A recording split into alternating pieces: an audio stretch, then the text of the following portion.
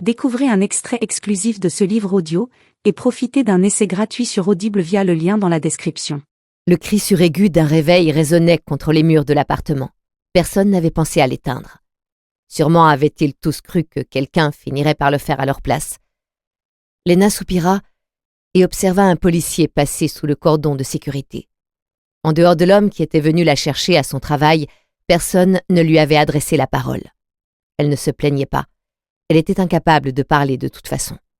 Incapable de formuler une seule pensée cohérente. Son cerveau était en train de traiter l'information. Il ne savait pas par quelle émotion passer, alors il ne se fixait sur aucune. Léna se contentait de balayer la chambre des yeux et d'observer les allées et venues des policiers et des scientifiques. Des voix graves s'élevaient en provenance du couloir. 3 hommes, en uniforme noir et bleu marine, discutaient du parjure. Léna les entendait comme si elle se trouvait avec eux. Pour eux, c'était la routine. Ils s'occupaient de ce genre d'affaires comme Léna traitait les lignes de chiffres de ses clients et clientes avec 0 compassion, 0 intérêt, 0 émotion. C'était leur travail. Ils rentreraient le soir chez eux en ayant oublié le nom de la morte sous le drap, mais aussi la détresse sur le visage de celle qui était venue l'identifier. Léna leva la tête vers le plafonnier au-dessus d'elle. Des giclées de sang le traversaient de part en part. Il avait séché. Quand était-ce arrivé? Depuis combien de temps était-elle là?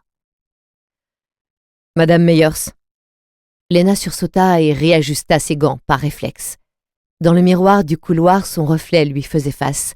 Sa peau sombre était un peu plus claire sur les ailes de son nez et ses cheveux crépus étaient attachés en arrière.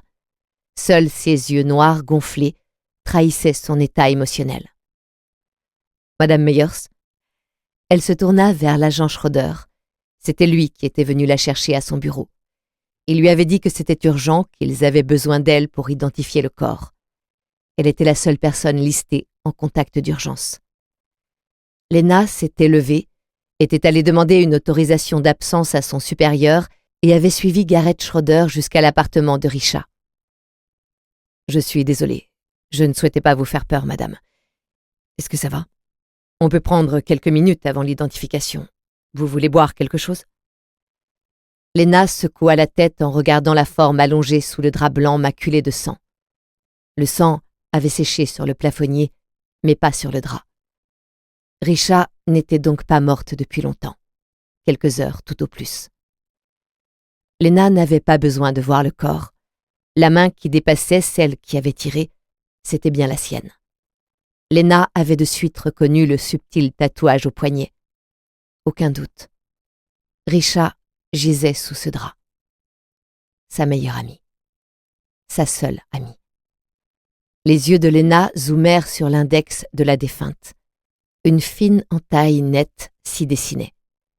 Richa s'était coupée en appuyant sur la détente. Au sol, la forme de l'arme confirmait son mauvais état et sa vétusté. Pourquoi Richa s'était-elle donné la mort avec une chose pareille? Elle ne manquait pas d'obsidienne. Elle aurait pu s'acheter quelque chose de plus sûr, quelque chose qui ne lui aurait pas fait exploser la tête. Le regard de Léna remonta du sol vers le mur et se posa sur un premier cadre. Une photo de Richa, seule devant un musée. Ses cheveux blonds étaient courts à cette époque. C'était Léna qui tenait l'appareil ce jour-là.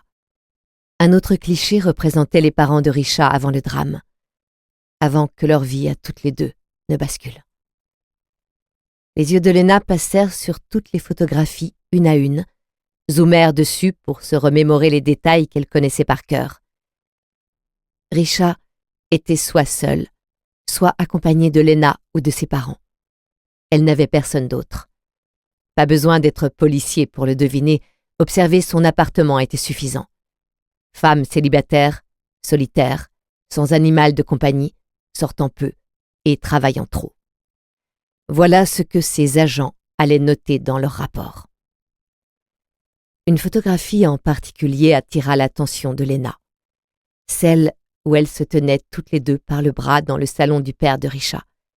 Les cheveux crépus de Léna créaient un halo sombre autour de son visage, tandis que ceux de Richa, blonds cendrés, descendaient parfaitement lisses jusqu'au creux de ses hanches. Elle souriait. Leur père venait de leur annoncer une bonne nouvelle ce jour-là et avait tenu à fêter l'événement. Risha avait une petite trace de gâteau au chocolat au coin de la bouche. Lena, elle, se forçait à sourire. Lena ferma les yeux et passa sa main sur son visage. Du sang avait aussi éclaboussé le mur et le plafond. Sur le sol, des morceaux de crâne explosés attendaient d'être prélevés et catalogués comme déchets organiques. Une drôle d'odeur émanait de la pièce. Lena ne l'avait jamais sentie auparavant ici. L'odeur de la mort de Risha. La puanteur de son parjure. Ça va aller. Lena se tourna vers Schroeder. L'écusson des forces de police était cousu sur son uniforme sous l'épaule gauche. Un rond, à l'intérieur duquel 4 lettres étaient reliées par 2 flèches à double tête. S pour sécurité, O pour ordre, S pour soutien, E pour exemple. La devise de l'Or-Progrom, parti gouvernemental unique de Dioscuri. Schroeder avait l'air gentil. Il ne ressemblait pas encore à tous les autres qui ne croyaient plus en ce qu'il faisait, trop habitués à remplir des lignes de paperasse pour des parjurés. Ses yeux verrons ne laissaient passer aucune malice. Elle n'en avait jamais vu de tel. Un œil bleu, le second améthyste. « Vous êtes nouveau, n'est-ce pas ?» demanda Lena. S'il était surpris de sa question, Schroeder ne le montra pas. Il hocha simplement la tête. « Oui, enfin, cela fait 4 ans. Ça se voit tant que ça. Cela explique pourquoi c'est vous qui avez été chargé de venir me chercher afin de me demander d'identifier le corps. » Nouveau hochement de tête. Lena avait vu juste. Lire les gens était presque aussi simple que de lire des lignes de chiffres à présent. « Avez-vous changé de carrière ?» continua-t-elle sans lui laisser le temps de répondre. En général, c'est plutôt l'inverse. 80% des policiers de rang inférieur à celui de capitaine ne passent que 20 ans en moyenne à leur poste. Parmi ces 80%, 15% commettent eux-mêmes le parjure, les 65% restants changent de métier et se dirigent vers des postes administratifs dans la fonction publique. L'agent Schroeder frissonna et passa sa main sur sa nuque. Elle l'avait mis mal à l'aise. Elle faisait tout le temps ça. C'était bien plus simple pour elle de parler de chiffres et de statistiques, bien plus pertinent aussi. Mais les autres n'aimaient pas. Ils n'appréciaient pas la différence. Pourtant, malgré cela, les battements du cœur de Schroeder restaient réguliers et lents. Oui, j'étais dans la sécurité nationale avant.